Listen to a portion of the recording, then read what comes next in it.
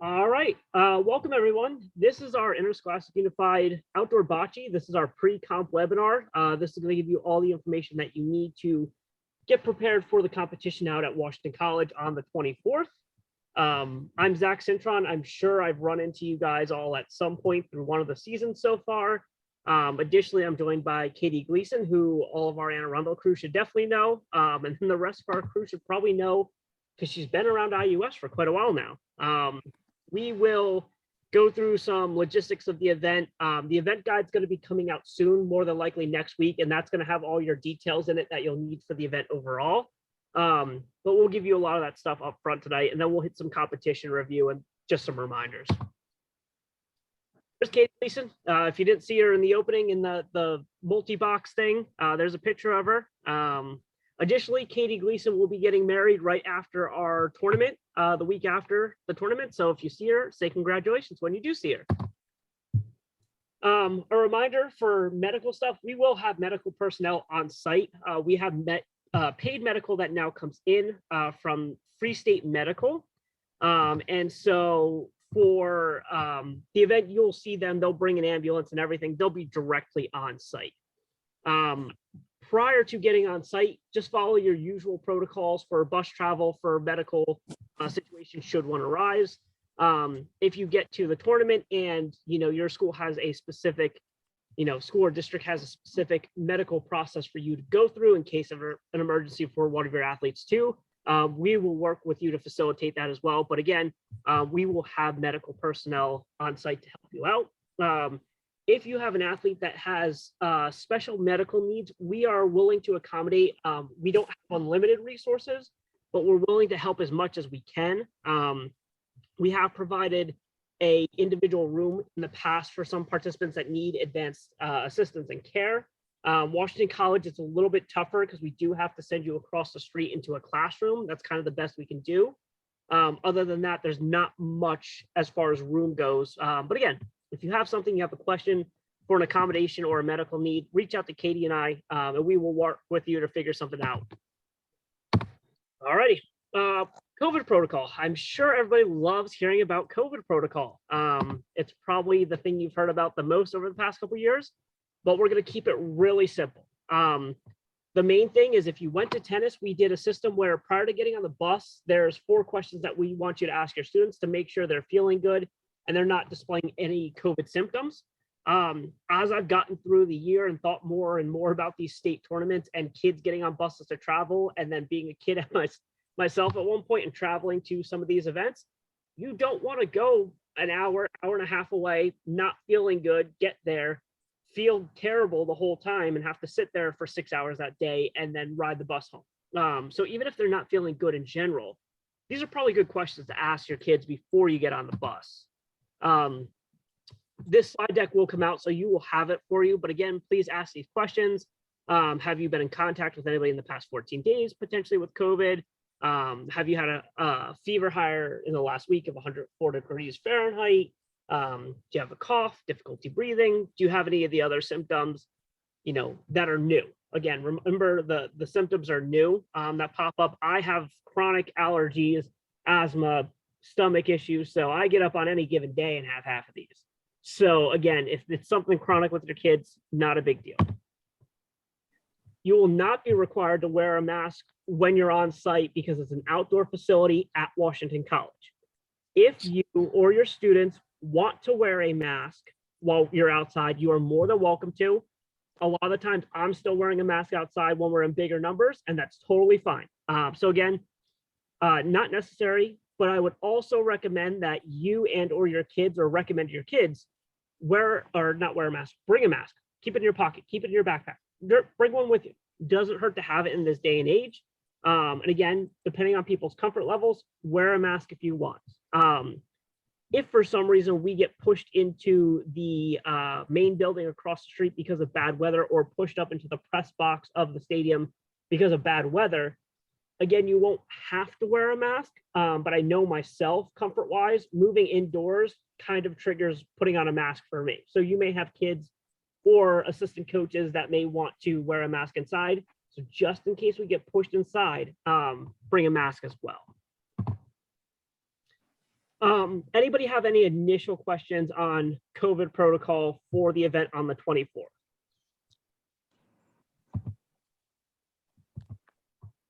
All right, if you do have a question that comes up between now and the 24th, please reach out to me. My email's there, that's my cell phone. Probably good for everybody to take down my cell phone anyway, in case there's any issues that you run into leading up to the event or on your way to the event. But again, any COVID protocol questions, feel free to reach out and we'll get you taken care of.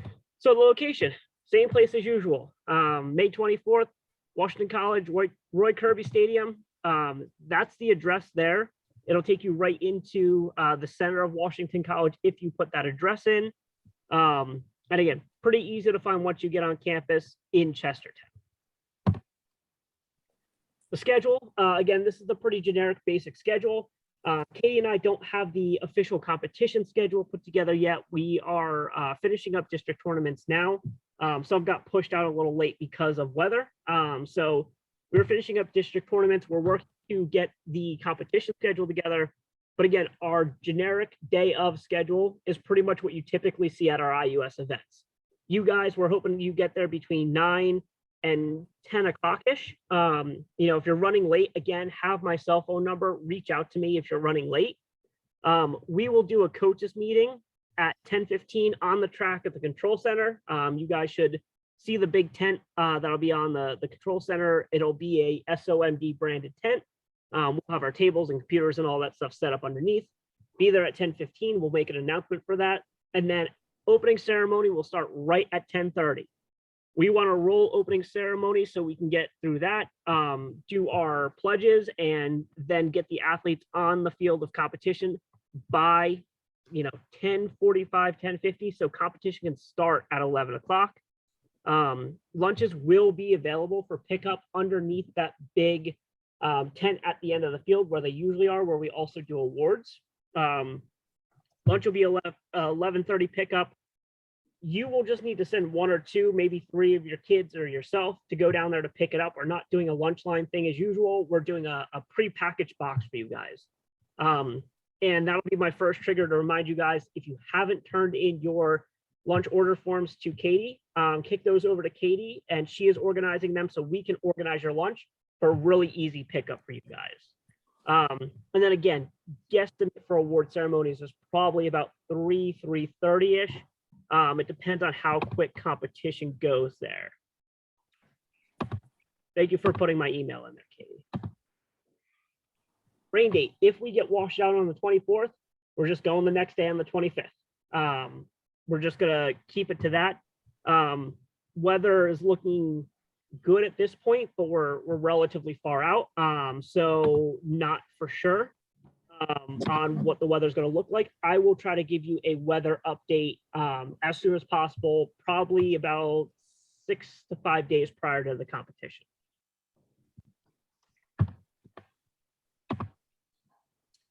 So parking for buses. We're going to keep it real simple this year. Buses are going to come in off that main road into Washington College. They're going to proceed into Roy Kirby Stadium, and then they're going to hook a right into Roy Kirby Stadium. And the parking lot splits in 2. There's a right and left lane, essentially the parking lot. All buses are going to go into the left lane there. You'll unload, and then your bus driver will bring the bus around to a parking lot that will have marked above the baseball field there, and the dormitories that line behind the baseball field. When they're ready to pick up, you guys give them a call on their phone. They go get the bus. They pull back around. They come down exactly where they dropped you off, pick you up, and you go right back out the same way that you came in. Additionally, we will have campus security helping us out from Washington College at all really the major turn points for the buses in the morning. So when you're coming in, you'll see their vehicles and they'll help you direct into the right location. Questions, comments, concerns on bus entry and departure? This is pretty much the same thing we've done in the past. So if you've been here before, pretty much the same in-out route that we go.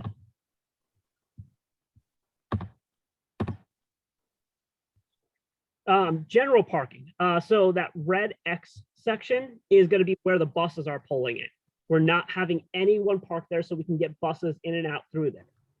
If you have individuals, parents, assistant coaches, paraprofessionals that are driving that aren't going to be on the bus, they can park in the parking lot adjacent to the bus pull-in section. Again, we will have campus security there to send buses to the left and general parking to the right. If I have it on another slide later, but if you have somebody that you know is coming that needs a handicap spot, email me ASAP and we can get you set up with a handicap spot for someone. Again, those spots will be the closest that we can probably get to. Additionally, if you are looking for additional parking, there is a big parking lot. Oh, sorry, lights have gone out on me in the office here.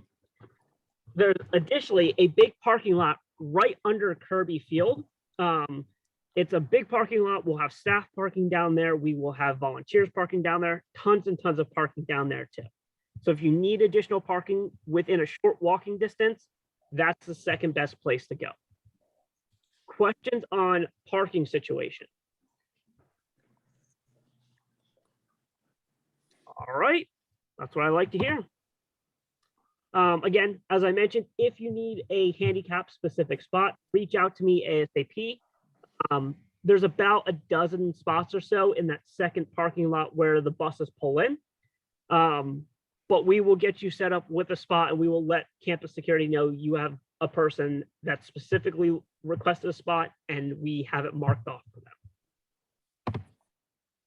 Competition. Katie, you taking over? I certainly am. All right, so for credentialing, so remember that all non-athletes have to have, or anybody who's traveling with the team and assisting has to have a credential when they arrive. So the biggest thing that we need from you is to verify that all of your coaches, volunteers, and anybody else that has been assisting with your team is on your postseason roster.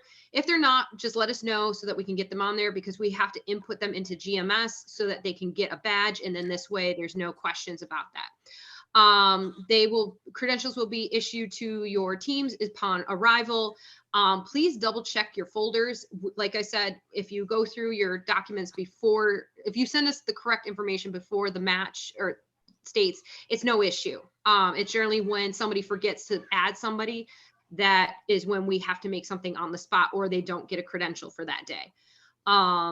So please get that to me soon. All things were due to me on the 2nd, but if you know as of tonight that there is somebody in addition, let me know as soon as possible. We're closing it tomorrow about noon. So we are getting the event guide together for you. Please review that before you come to states. It will have everything in there that's going to explain how we function. It's going to talk about team scoring, team warm up, our schedule, unanticipated occurrences, because they do happen, and our uniform requirements. Yep. Again, that'll be out next week for you guys, and that'll be sent directly to district reps to distribute down.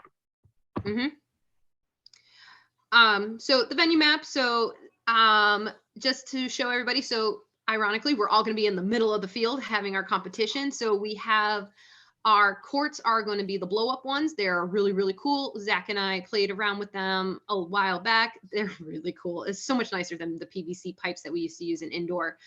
The control center is going to be right off there to the side in the black. Awards and medals are going to be down on the other end, probably behind one of the goalposts. That's the blue, purple thing, right? Correct. Yep. Okay. Yellow is merch, because we always love our merchandise. And team area, you will be able to sit in the stands. It doesn't look like there's going to be a lot of shade. So if you know of some of your athletes who need shade, I would encourage bringing a tent or umbrellas. We know where the bus drop off is because nobody's parking there. And then there is emergency shelter off to the bottom right. Yeah, for the stands area, we'll try to set up designated county columns in the stands based off of how many teams you have. So Anne Arundel's got a bazillion teams. They'll probably have a third of the stands off to one side or the other. And you guys can set up as you want. Again, like Katie said, feel free to bring pop-up tents. Just make sure you have something to tie them down with, weigh them down with. The last thing we want is a stand getting, or a pop-up tent getting thrown out of the stands and somebody getting smacked with a tent. So this is how we're gonna have the court set up. So from left to right, it's just gonna be 1 through 10. Looking to put pop-up tents in between every other court for some shade so that the kids can get some while they're sitting there, so they're not just completely baking in the sun. But the tents and chairs must stay on the plastic flooring because it is a turf field, correct, Zach? Yep. So we have to be very, very kind to that, so that we are asked back. Yep. All right, so staging for matches. So announcements are going to be made to report to one's match. I will be helping out I'm in staging, correct, Zach, for this, or? Control center staging. It's pretty much Control. a centralized area. Yep. So myself and I believe Mr. Stedman, one of the teachers from Crofton, will be helping out with me. Her name escapes me right this moment, but she and I are going to be working for staging, getting everybody set, checked in, and ready to go off for their next match. They have to report to me prior to their match. They can't just walk out onto the courts. I have to see all of the children that are playing in that particular match. And they're going to be sent in sequence. Once results are received, scores are going to be posted, and please make sure to plan meals, resting for the kids, and restroom breaks accordingly. Once we call them and they don't show, we call it a no-show and we move on to the next match because there's so many that we have to get through. And it's a forfeit, which is unfortunate, and we don't want that for anyone. So we are obviously going to provide reasonable accommodations as long as they're provided to Zach in writing in advance of the tournament. We've already had a coach reach out to us and we're working with them on their situation. Any requests for accommodations that are to be reported, confirmed upon arrival at the team check-in. So just talk to us at the control center. But please, if you know, like, student A needs to have a space to lay down and be changed, please let us know ahead of time so we can make sure that's in place for that student. What if we have a visually impaired student athlete? Yeah, so visually impaired student athlete, I think up to districts, we've had a couple different approaches to it. Reach out to us, and again, just like he said, reach out to us and let us know what your approach has been up to districts, and we will work out if that's within the protocol for states. More than likely it is. A lot of the times, either a visually impaired athlete is using a guide or assistance with a ramp. Again, we'll work out those details with you. Yep. So if there are any protests, please make sure that you report them, and they got to be filed within 15 minutes from that match so that we can address it right then and there. Don't let it sit there and stew all day, and then come to us, because there's not much we can do after, like, if there's 3 matches that go on after that. So they're very rare, but they do happen. So please let us know as soon as possible. If there's a misinterpretation or mishandling, can be protested, but it's not a judgment call.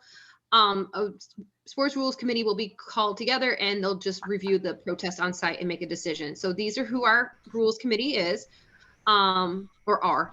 So we have George, Jack, and then we are going to be asking for district reps to step in. Zach, or are we voting? Yep. Yeah, no. So we'll have a district rep on site. Again, I know a handful are planning on coming, but I also know end of the year, there's some toss up with some end of the year meetings and stuff. So we will let you know on site in the coaches meeting in the morning. I'll give you the spiel that I always give about protests too. Protect your athletes. That's what protests are for.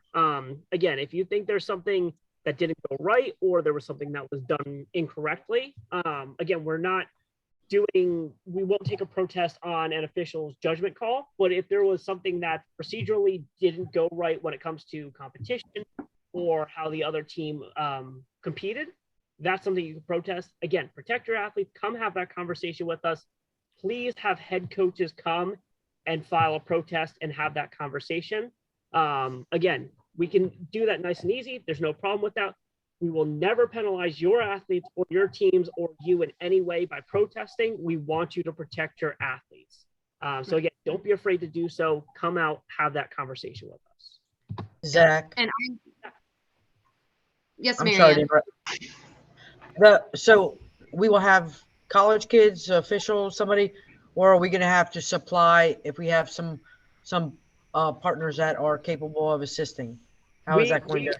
we will have the bare minimum that we were going to have is one head official from the Chestertown Bocce Club out there officiating. They have like 150 participants now, so I anticipate they're going to cover us with head official, line judge, and scorekeeper. There could be a scenario where we need a hand or two with a line judge scorekeeper. We'll keep you guys in the loop on that, but the goal this year is that you guys shouldn't have to provide any of that. And that's the goal this year and moving forward.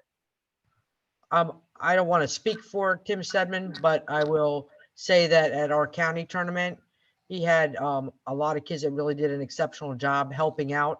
So if you were to need some assistance, I'm sure Tim's kids would be thrilled. Am I right, Stedman? They are coming. Okay, but they did a great. I talked to Jeff Fable. That's why, Katie, I just sent you an email. We're bringing extra to volunteer. Yeah, thanks, Coach Wilkes. Yeah, no, that's fantastic. Again, They were good. They were really good. Yeah, no, again, hopefully the game plan is we will definitely have head officials for each court, which is good, but I'm sure we'll be working them in some sort of capacity, probably as like line judges and stuff like that. If we can have 2 line judges on every court, I'd absolutely love that. They will be happy to do whatever you need them to do. Fantastic. Thank you. Zach, can you give me an idea of, or not an idea, maybe an example of what we can protest and not protest? Because I've tried to protest in the past and it's never really been, not, I don't want to say accepted, but really looked at. Yeah. So like bocce specific, something that you could protest is So Zach, I can actually give an example of this because I did protest. So before I came to Anne Arundel County, I was in Prince George's County as an indoor bocce ball coach. I did that for about 6 years. One of the years I went to states with my kids, I protested because the Montgomery County coach was actually coaching his kids during the match as soon as they entered the box. The judge did not call him on it, and it was a learning experience for me, but there wasn't anything that they really could do because the judge didn't call them on it, but I was able to protest that.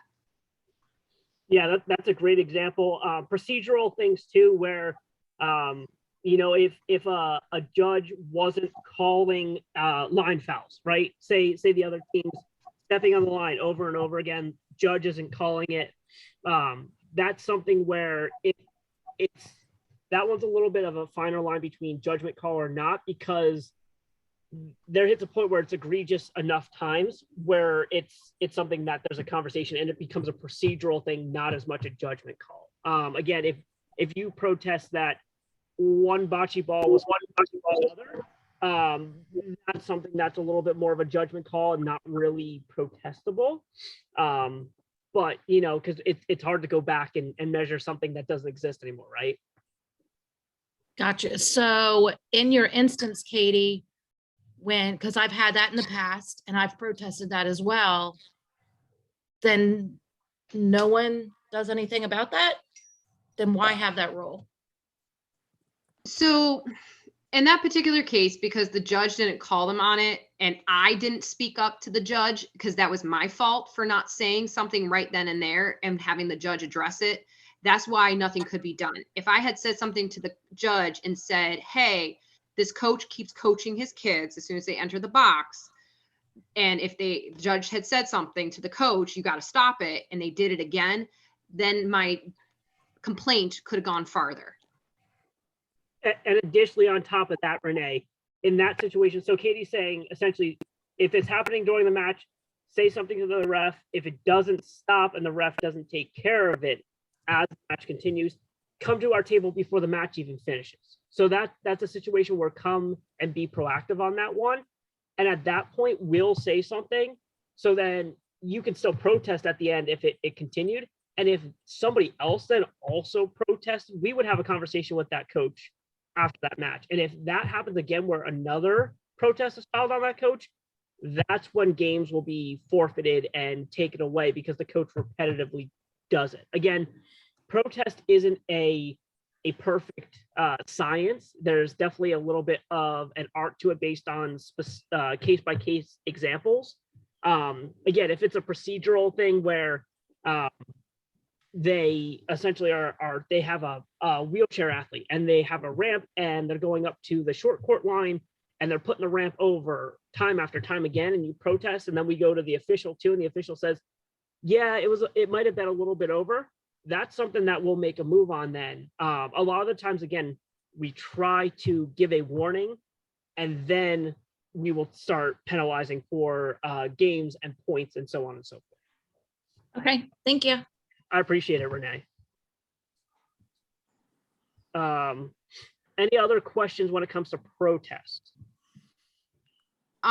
No, but Zach, somebody asked if there are proper videos for proper ball tossing, and will the Polina kiss rule for 2 points be in effect? So Zach and I created videos a while back to explain how to do proper ball tossing, and I believe they made it to our website, correct, Zach?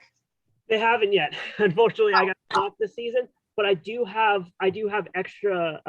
I can either share those videos, or I know we have some from our friends in Special Olympics Pennsylvania that I can share with you as well. We don't play a 2-point kiss rule. So again, that it's straight 1 ball, 1 point. Again, closest to Polina. But I can send videos on Polina delivery. The main thing is that it needs to be delivered underhand, which is considered below your waist, under your hip level. And it could be, your hand can be overhand on the ball and deliver it under your hip, which is an underhand delivery, or underhand under the ball, under your hip delivery for underhand as well. Right. So the max score a team can get each set is 4 points. Absolutely. So my friends in and around the county, I'm not sure what happened, but tomorrow morning, I am actually going to be sending out an email to all the district reps with another copy of the lunch form. So that should be coming tomorrow morning. Hopefully it will get out to you. And if any of our other friends from other counties haven't received it, it should be coming again tomorrow morning. So just wait. I would say probably it'll be coming around noon, depending upon my schedule at school. Fingers crossed, and then we'll go from there. Can I ask, does it have options for gluten-free or dairy-free kids, or should we take care of those kids on our own? Yeah, so for vegetarian, vegan, gluten-free, dairy-free, it's a salad option. And I will say from Redner's out there, really good salad option. It's by far, I'm a vegetarian, and it's by far my favorite salad that I get throughout the year.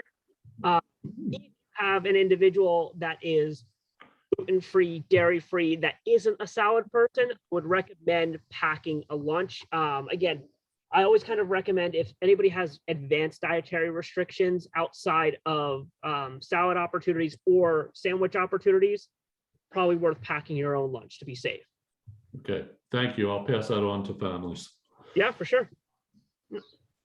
All right, so uniforms. All of your teams should have the same uniform shirt of some manner, shape, or form, or something that designates that they are from your school on the shirt, so that we know that they belong to you.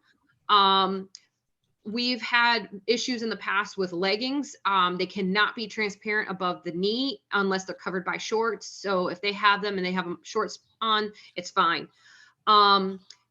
Shorts should be one color. So the reason these are illegal at the bottom of the screen is because of the stripe going down the side of the shorts. So they should be in your school colors. Yeah, and again, when it comes to shorts, I've had this question pop up once or twice too. If you have school team shorts with your logo and stuff on it that are all the same color, beautiful, fantastic, awesome.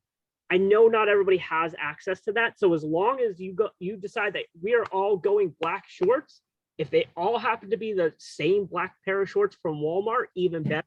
But as long as they're all straight black shorts, live with that. I know that shorts and pants have been a question in the past. But again, monocolored for your whole team, same color for your whole team, and they need to look the same. Don't need to be school official shorts from Under Armour or Nike with your logo and all that stuff on it. That's great if you have it, but if you don't, again, uniform color and shorts. Additionally, I like to give a shout out here to a very bad uniform situation that I saw at a district tournament for track and field. Young lady, she was out there in a skirt and a big floppy hat and some high, big Doc Martin boots. I love the aesthetic. I really appreciated it. Definitely not what you need to be wearing for a track and field match. Definitely not what you're trying to wear for a bocce match either. So again, I like to tell that story as a little comical anecdote, but again, matching uniforms. The question about hip pouches and water bottle holders. Truthfully, if they are out there playing, that would be something they should not have on their body. They can put it next to their chair so that they can have their water in between, but they should not be wearing that during the actual match. Yep.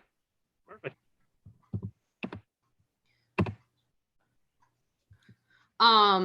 So divisions were based on are going to be based on the compatibility of the composition of school teams. So for example, if you have Zach, this is from tennis, isn't it? Yeah, that probably is. We should probably change that slide. It's on match play, right? I sincerely apologize, everyone. So we are going to be pairing schools up based off of scores from their counties and district tournaments and going from there. So Zach and I are going to be meeting next week to work on the divisioning. We are planning to have everything out to you by Friday of next week so that you can have it for the weekend to take a look at and let us know if there's any issues. I probably will email if I can, well, since I know what schools are coming, I probably will email everybody individually just so that there's no issue and waiting for a district rep to give it to you. So we are, Zach, I think I'm going to do that on Friday. It's just send out the mass email to everybody. So then that way that's taken care of. Perfect. So what is that, Friday the 20th? Yeah. So question on team divisions. Question on information sooner than next Friday, because that gives us one day reaching out to our kids. And we don't meet them every day. Yep. So if we can have a day to follow up, I mean, even Thursday would be better. That gives us a Friday, Monday to follow up with parents. If there's something that we see that we need to make adjustments on, then it coming Friday, they don't get it till Monday or over the weekend where their parents aren't checking the email and we have to have something specific for them. Yeah, outside of uniform and dietary and general schedule stuff, like when they need to be to you guys to get on the bus and stuff, what else can we get to, Marianne, that would be helpful prior to that Thursday, Friday window? I don't know if there's anything else. I mean, those three are significant. Shorts and all that we can handle.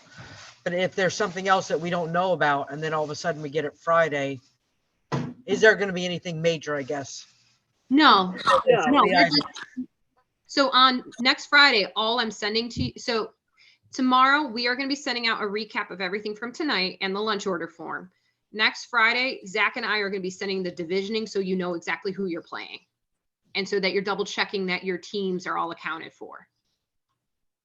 Yeah. If there's anything that's update information wise that has to do with your preparedness for the event itself, you'll get it way before Friday. Again, most of the information that you're getting tonight is exactly what you need for preparation for your kids, times, dietary needs, apparel, Perfect. that kind of stuff. Yeah, perfect. As long as, it's not something that all of a sudden we have no clue where we're going with it. No, that sounds great. Thank you. Marianne, I would never do that to you. Well, maybe I appreciate that. I maybe feel like not the rest of them. I feel like I'm floating out there somewhere in outer space, but thank you. I appreciate it. Yeah, of course. Few last miscellaneous things, but before we move into their competition questions, I've seen some good ones. We will also share the links to those bocce videos in the email tomorrow that Katie will send out as well. Cool. All right. Moving forward. Awards will be our typical deal. The big blue rectangle that you saw on the map is going to be a big 20 by 30, 40, 50 tent that we usually put down at the end of the field. half of it will be set up for lunch pickup and tables and chairs for sitting for lunch. You're also more than welcome to take your lunch back to your team area in the bleachers. Just make sure you clean up after yourself. That'll be fantastic. We want to keep the facility nice and clean. But then awards will also be on the right-hand side. As lunch starts to finish up and people aren't sitting in tables in there, we will try to break down as many tables and chairs as we can to get them out of the way to create more room for awards, knowing that it's more than likely going to be a pretty warm and sunny day and that your kids have been on the court for probably 2-3 hours at that point with various games and breaks.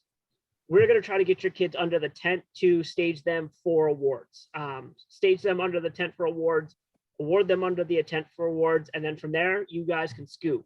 But again, when you come to awards, please come to awards dressed in your uniforms. If people are taking pictures, we want to see your student athletes wearing their uniforms, rocking their awards, and be able to identify you. Lunch, again, 11:30 a.m. will be pickup time.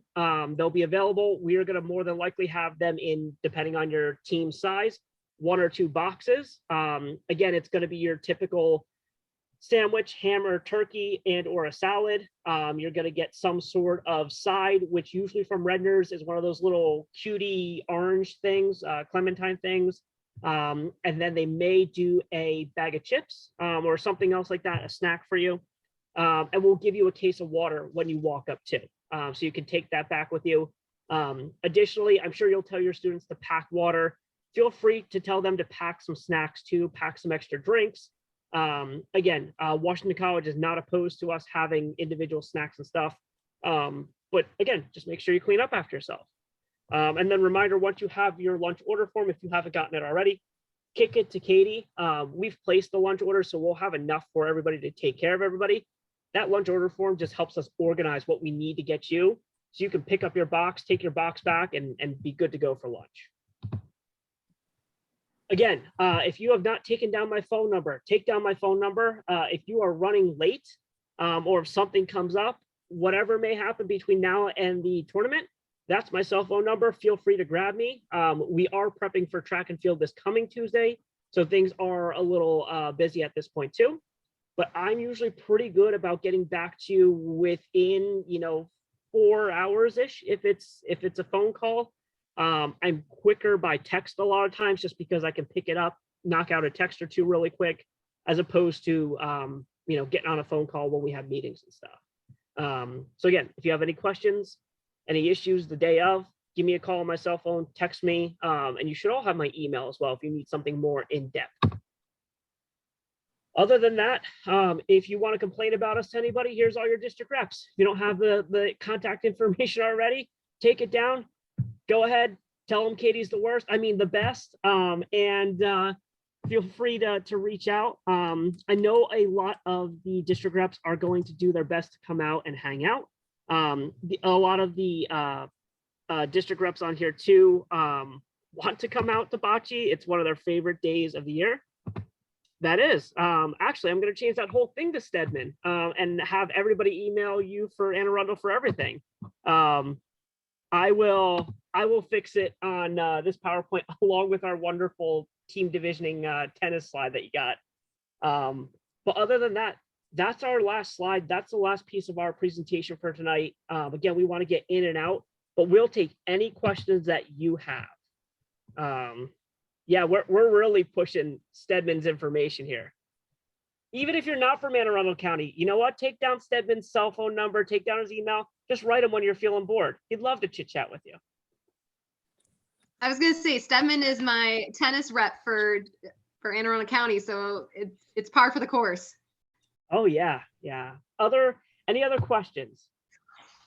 So we had a question, and I think Tim, I don't know, one of the Tims might have emailed Jeff about it, but so we had one of our teams make it to states. Yeah. The question was, how many additional partners, teammates, whatever, are we allotted or allowed to bring? One, to help us, and two, to help wherever needed.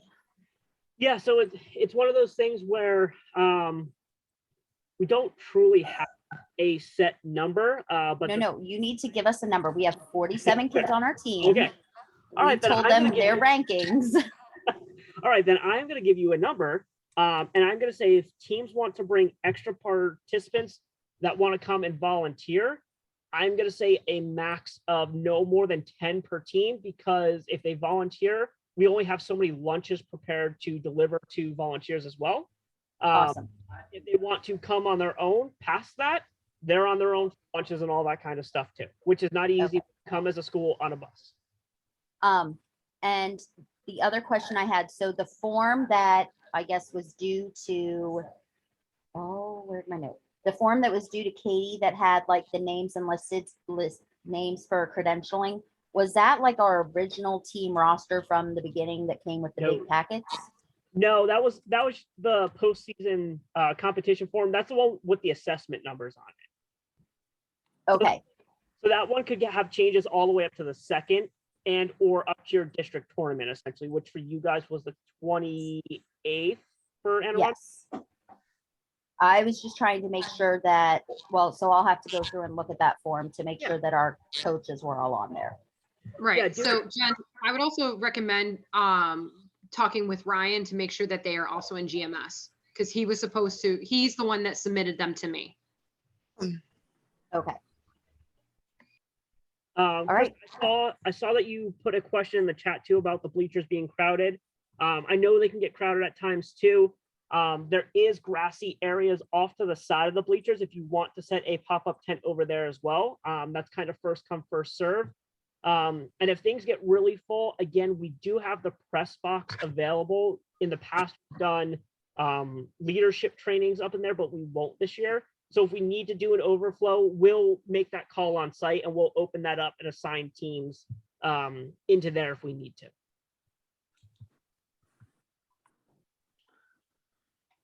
I have a question about helpers that go into the court for kids with disabilities. We know kids need to be brought in for, for those kids in wheelchairs that need a ramp, et cetera. How about kids who are nonverbal autistic who need somebody to walk them in? I just wanted to hear that from everybody. Yeah, ideally, what we would like to see in a situation like that, if an athlete needs to be escorted in, we'd like to see them be escorted in, have that person that escorts them in, make sure they're okay, make sure they're comfortable before they do whatever, and then step out. We don't want them coaching. We don't want them aiming. We don't want them doing that kind of stuff, but we want them to assist them and make them feel comfortable. Again, if there's additional support beyond that needed for somebody that needs to be escorted in, please let us know. But again, it's for the most part, it's help them get in, check on them, make sure they're okay, step on out. Okay, that's what I want to be sure that is kosher, even though the kid is not using ambulatory devices. Yep. Yeah.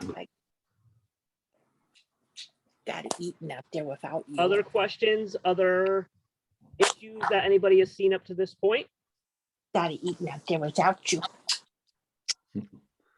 All righty. If there aren't any more questions as of now, again, you all have my phone number, you all have my email. Reach out if questions do come up after this. Other than that, I think we're going to close it up for the night. Katie, anything that you want to add before we head out?